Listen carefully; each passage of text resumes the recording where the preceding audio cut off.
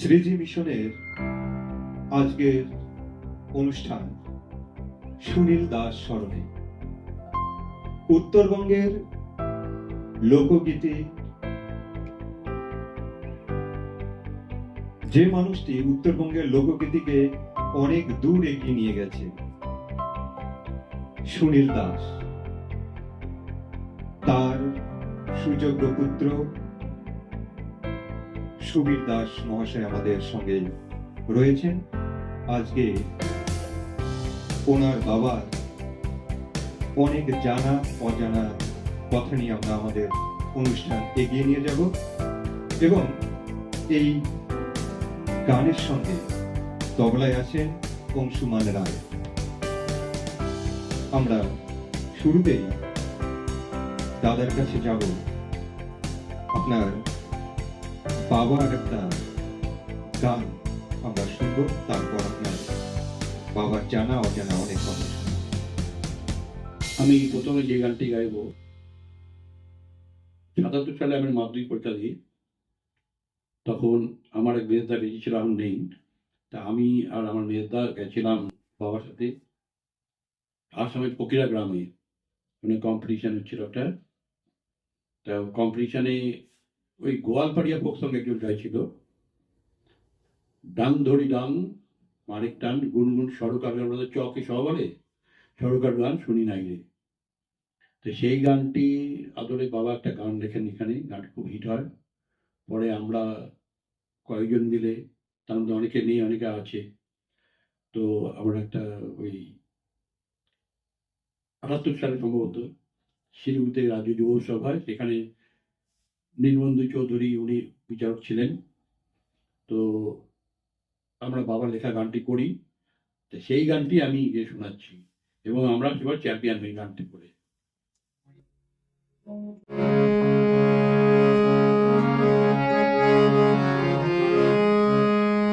দিন গেল অনাহারে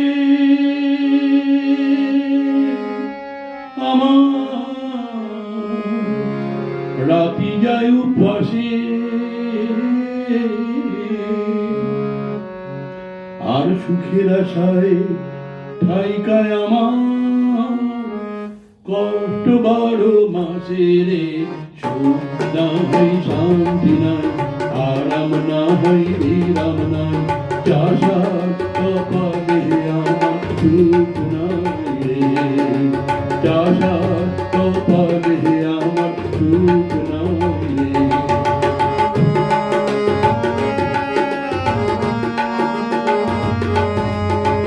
আমার জমি আমার ধান, আমরা জমির চষি, আমার জমি আমার ধান, আমরা জমির চষি।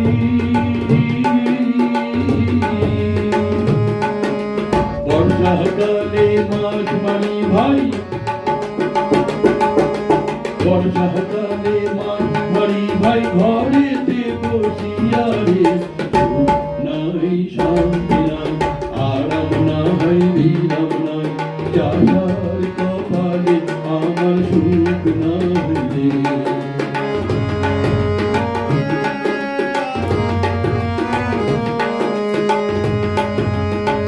এক মন ধানে দুই মন ধান, মহাজনের বিধান,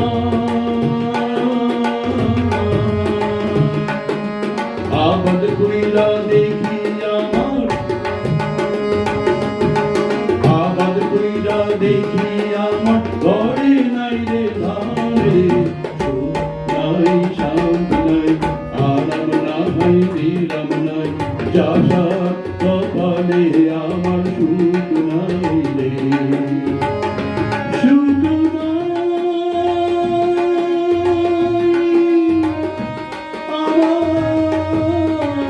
শান্তি নাই রে আমার, শান্তি নাই রে আমার, শান্তি নাই রে।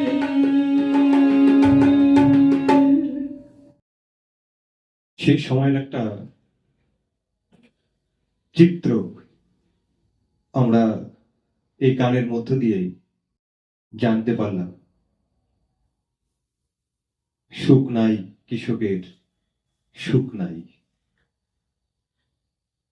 আমি দাদার কাছে জানতে চাইবো আপনার বাবার যে সঙ্গীত চর্চা সে বিষয়ে যদি একটু আমাদের জানান।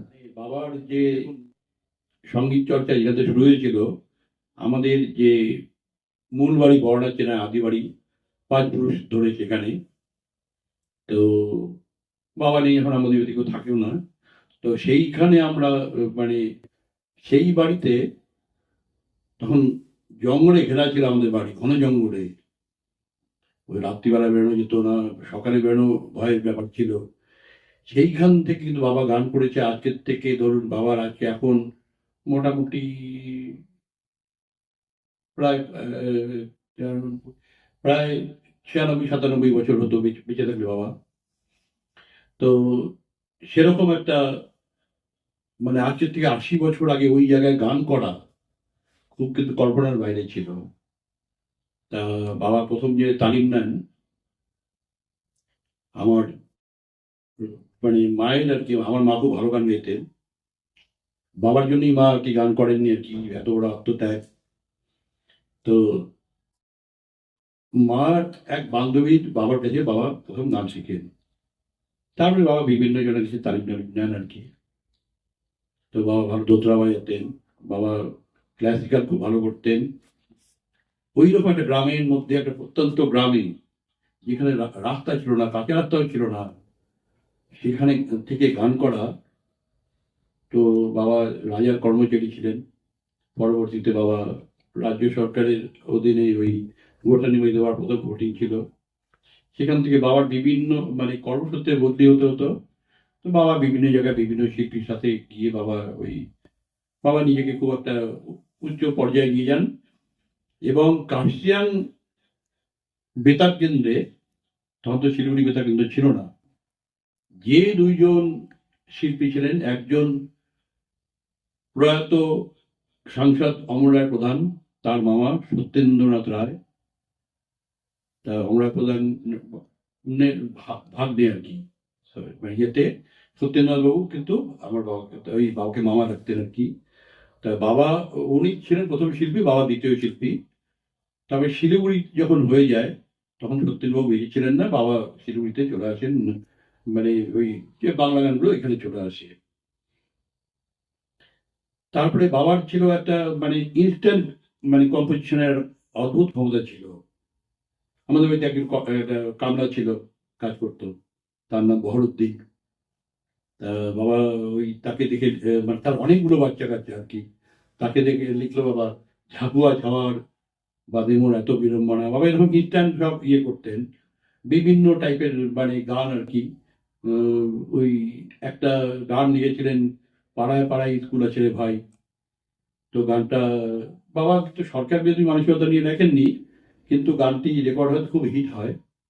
কিন্তু ওই গানটির জন্য বাবাকে অনেক আর কি ডিপার্টমেন্টালি অনেক অসুবিধা ফেস করতে হয়েছিল আর কি। তো এরকম ছিল বাবার বাবার যে তিস্তা নদীর বাঁধ, তখন জলপাইগুড়িতে ভয়ানক একটা বন্যা হয়। এই তিস্তা নদীর বাঁধ কিন্তু লোকের মুখে খুব ফিরত, এখনো অনেকে ওই গানটা কথা জিজ্ঞেস করে আমাকে।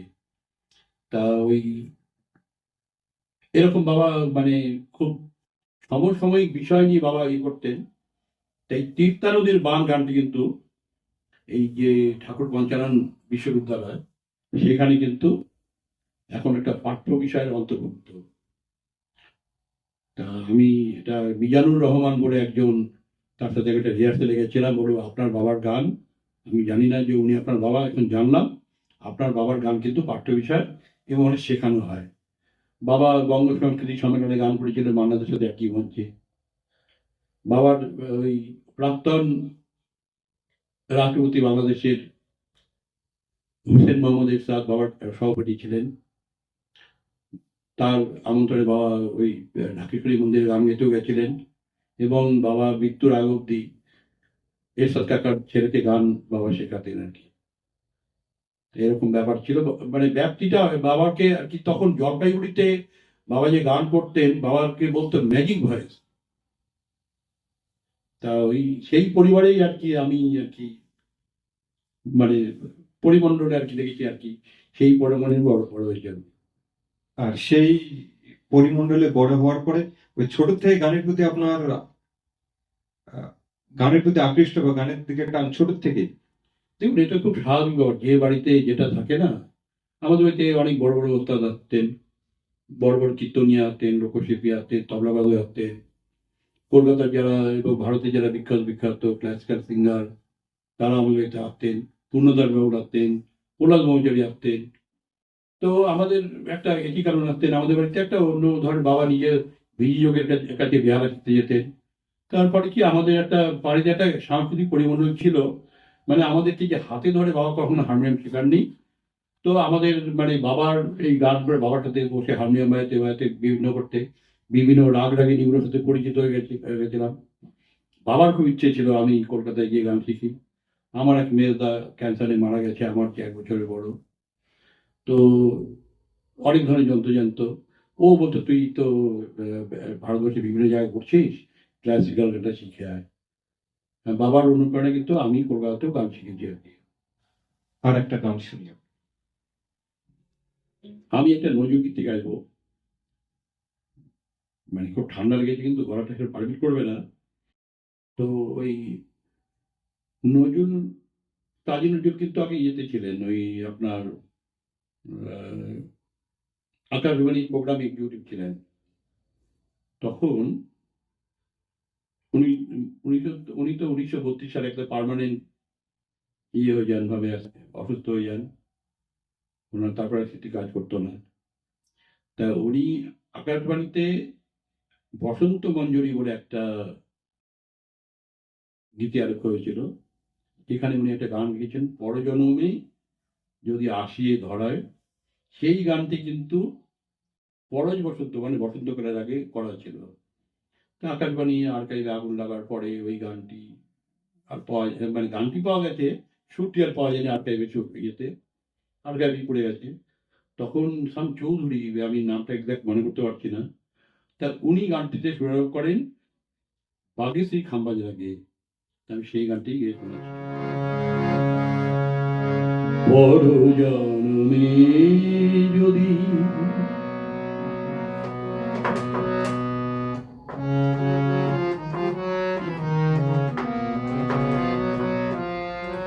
পর জন্মে যদি আসিয়ে ধরায়, ক্ষণিক বসন্ত যেন না ফুরায়। পর জন্মে যদি আসিয়ে ধরায়, ক্ষণিক বসন্ত যেন না ফুরায়। পর জন্মে যদি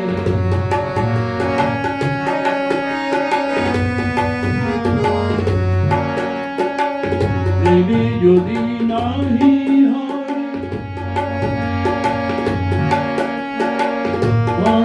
অবসান, হয় যেন নাহি হয় ফাল্গুনি চাঁদ। কণ্ঠ লগ্ন দিয়ার বাহু বলিয়ানা পরে যেন নিশিনা প্রহার।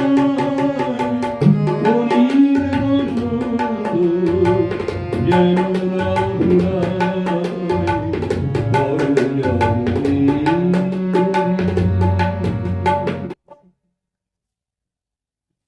সুন্দর একটা গান আমরা শুনলাম। দাদার কাছে জানতে চাওয়া যে আপনি মান্নাদের গান বেশি শোনেন এবং মান্নাদের গান করেন, এর কেন? মান্নাদের আমার ছোটবেলায় না, আমাদের মাথাভাঙে একটা বড় একটা বাড়ি ছিল, ওই ভাড়া থাকতাম আমরা, বিরাট একটা বারান্দা। তা বাবা তো খুব নাম করা গাইয়ে। তা ওই যে মাইক ম্যান আর কি, উনি মাইকের দোকানের মালিক, উনি বাবাকে সব গান, পুজো সংখ্যার গানগুলো শোনাবেন। তা উনি ওতে একটা আত্মপ্রসাদ লাভ করতে, যে এত বড় গায়ক শুনছে। তো ওই পূজা সংখ্যার সব গান, তো গ্রামফোন ছিল, আমাদের বারান্দা নিয়ে প্রচুর লোকের ভিড় হয়ে যেত। তা ওর মধ্যে না, মানে এত গান শুনতাম, এই মান্না দে মানবেন্দ্র গানগুলো কিন্তু বিশেষভাবে টাচ করতো। তখন তো সব স্বর্ণযুগের সব গানগুলোই ভালো হতো, কিন্তু মান্না দের মতন এই মানে গান। তারপরে আমি যখন একটু বড় হলাম, আমি মানে যখন স্কুলে পড়তাম, কলেজে পড়তাম, তখন আমি তরুণ বন্দ্যোপাধ্যায়, শ্যামল মিত্র, অনেকেরই গান করতাম। কিন্তু লোকে দেখি মান্না দের গানগুলোকে মানে লোকে বেশি শুনতো বা পরের দিন বলতো। তা আমি দেখলাম যে তাদের তো আস্তে আস্তে মান্না দের গানের দিকে আমি ঝুঁকে গেলাম। তো আমার একটা নেশা ছিল যে পশ্চিমবাংলার মোটামুটি বেশিরভাগ জায়গায় যেখানে মান্নাদের প্রোগ্রাম হতো, আমি কিন্তু ছুটে যেতাম সেখানে, রাত দিকে ফাংশন দেখতাম। টিকিট ইয়েতে অত মানে ছুটে ছুটে অনেক দূরে হলেও যেতাম। তো আমি ওখানে একটা জিনিস এনজয় করতাম, যে একটা লোক লোক যে রেকর্ডে যে গানগুলো আর যে ফাংশনে করছে, যে ফাংশন যে লয় ক্রিয়েশন করছে, লয় যে তৈরি করছে ইনস্ট্যান্ট, হ্যাঁ, এই জিনিসটা কিন্তু আমাকে খুব টানতো। সুরের ব্যাপারটা ছিলই। এই প্রসঙ্গে বলি, আমি ওই কালীঘাটে যোগেশ মাইন্ড সেন্টারে গান করতে গেছিলাম। তো অনেক শিল্পী ছিল, আমি একটা গান করেছিলাম, ললিতা ওকে আর চলে যেতে বললাম। তো ওরা বললো যে এক নাচের যে ভদ্রমেয়েরা উনি ছুটে এলেন, বলে এই গানটা আমি অনেক থেকে শুনেছি, কিন্তু এই যে লয় ক্রিয়েট করা গান করা, লয় তৈরি করে করা, এটা তো কাউকে, আপনাকেই প্রথম দেখলাম, আমাকে বলেছে। আমি বললাম যে আমি অ্যাকচুয়ালি আমার ব্যাপার নয়, আমি মান্নাদের গান শুনে শুনে আমার একটা ধারণা তৈরি হয়ে গেছে। তা মনের মধ্যে একটা ছবি আঁকা ছিল ওনার গানের ব্যাপারে। এটি তা আমরা মান্নাদের গাওয়া একটা গান আপনার কণ্ঠে। আমি যে গানটা গাইবো, এটা মানে যে গানটি যোগেশ মাইন্ড সেন্টারে করেছিলাম সেই গানটিই গাইবো যখন বললাম। তো এটি একটি ঠুংরি ভেঙে একটি গান করেছেন। তা অরিজিনাল ঠুংরিটা এরকম ছিল, শাম ঘাট পন খোলো ও শাম, ঘাট পন খোলো ও শাম। এই গানটি পরে মানে এই গানটি ভেঙে পরে একটি বাংলা এবং হিন্দি ডাবল ভার্সনে গান করেন। তা আমি করে নিয়ে বাংলা বলছি, জানে কাহা কোই बिंदिया बिंदिया जाने कहाँ कोई, बिंदिया बिंदिया जाने कहाँ कोई, जाने कहाँ कोई राम, हाय कहाँ कोई, जाने कहाँ कोई राम, हाय कहाँ कोई। मैं तो सारी रतिया नहीं सोई, नन दिया बिंदिया बिंदिया जाने कहाँ कोई, आए राम बिंदिया जाने कहाँ कोई।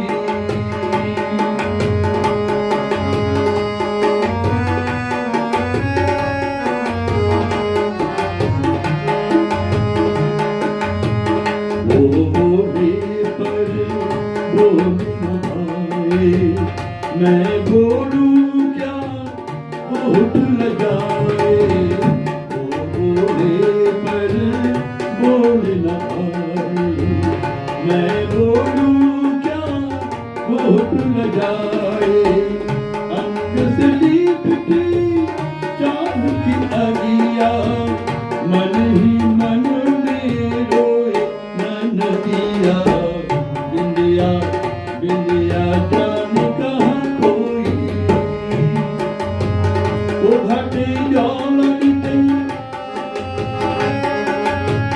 ओ घाटे जलनिते যমুনা।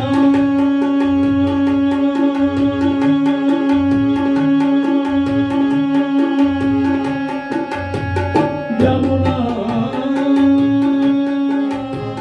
ও ঘাটে জলনিতে যমুনা যমুনা।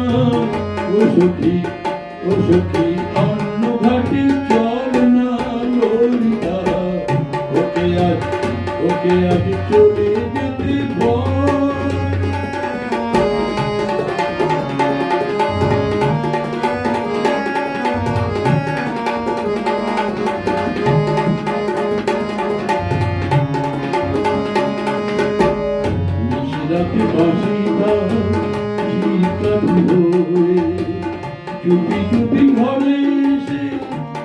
রয়ে রয়ে নিশিরাতে বাঁশি তার শীতকালী হয়ে চুপি চুপি ঘরে এসে বাজে রয়ে রয়ে অসময় সময় কিছু কেন সে বোঝে না আমি কি এমন তর ফেলনা ওর গলিটা ওকে আগে চলে যেতে বন্যা ওর হাতে জল আনিতে ওর হাতে জল আনিতে যাব না যাব না ওর হাতে জল আনিতে যাব না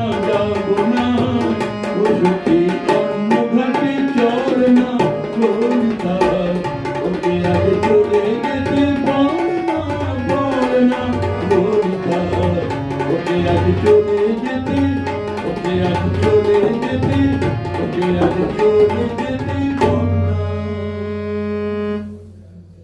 সুন্দর একটা গান শুনলাম। এই গানের মধ্য দিয়ে আজকে আমাদের অনুষ্ঠান সুনীল দাস স্মরণে শেষ করছি। আমাদের সঙ্গে এতক্ষণ ছিলেন সঙ্গীত শিল্পী সুবীর দাস, তবলায় অংশুমান রায়।